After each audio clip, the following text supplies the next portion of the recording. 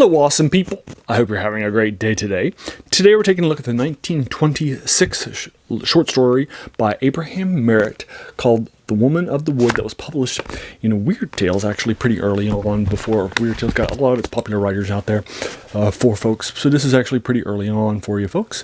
It's the second to last short story in this Evil Roots collection that we've been taking a deep dive into. It's a little bit longer. It's almost 40 pages long, so it took me about 55 minutes for me to knock it out a few days ago, actually. But I had the allergy, so I didn't want to record this while I was blowing my nose. So it's a few days ago, actually. I actually read the next and last short story here, too. And not a few days ago. And then today I'm feeling better, so I'm knocking out these two reviews back to back. So anyway, so it's pretty fast. I'll try to find it online for you. I read it here, but 1925 and Abraham Merritt stuff tends to be online for his things. So I'll try to find it for you online too, in addition to linking to this collection below. As a reminder, Abraham Merritt was a big name during his era. He published a lot of stuff, from his short story, The Moon Pool, that put him on a map in a major way, and then a follow-up novel that was based on it. And he rewrote The Moon Pool and made it the first part of a book. And then he published a book, and it was a big success. And he had some very strong early successes in the fantasy genre, particularly like The Ship of Ishtar, which I've reviewed for you, and another novel that I've reviewed for you too. And I've also reviewed for you the short story, The Moon Pool, that was published prior to it being rewritten for the novel.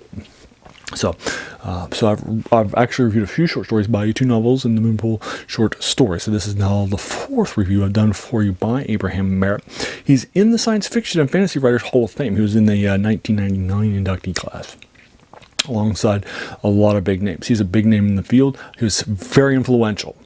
And his stuff has a very adventurous, fun tone to it. So I think you'll like it. To go back. Now, a lot of his stuff, to be fair, is of its era, right? Like The Ship of Ishtar, when I reviewed it, for example, it definitely has the women are characterized in the era. So you need to go in with sort of that understanding. But I think it's great reading, great written stuff, and heavily influential. And he's, still somebody who's people enjoyed to this day. Now, his publishing name was not Abraham Merritt, it was A. Merritt. So if you're going to be searching him up, look for A. Merritt, not Abraham Merritt. But since my name's Abraham, I'm going to be calling him Abraham Merritt. It's also how it's published in here, too. It says Abraham Merritt, not A. Merritt. So anyway, there you are. I'll go ahead and leave you to it. Somebody in the Science Fiction and Fantasy Hall of Fame. So we're going to be taking a look at this short story. Again, almost close to 40 pages long, called The Woman of the Wood. Again, I keep my reviews spoiler-free, so this won't be spending too much time with it. But basically what's happening in this short story, our point of view character has been traveling. He arrives at he loves the woods. He's a veteran who served in the military in World War I, just got out, finishes it, and now he's sort of on sabbatical, if you will, after the war has ended. And he's a big lover of trees, and so he has gotten deep into some forest areas.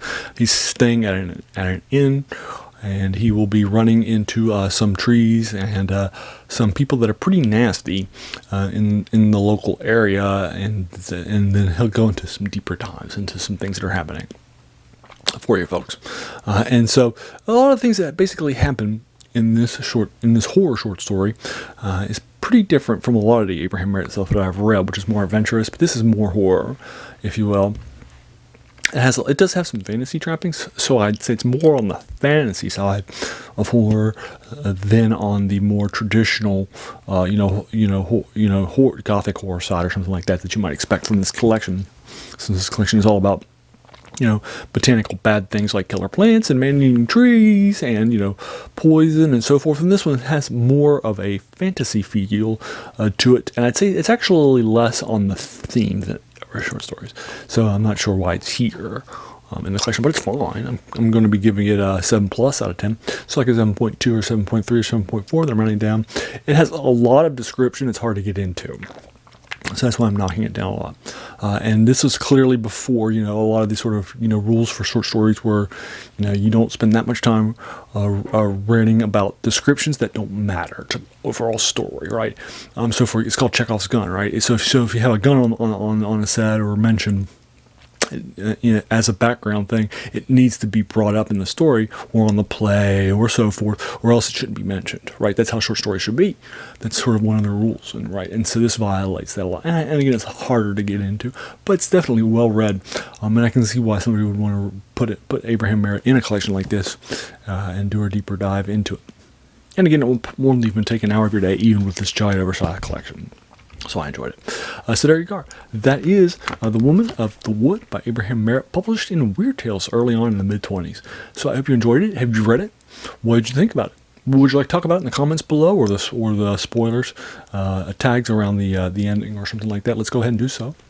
If you enjoyed this video, why not hit that subscribe button? There should be a lot more of these to follow. And then finally, I want to thank you so much for taking some time out of your day and investing it and watching my video. We all have so many things that are happening in our lives, so we're pulled in so many different directions.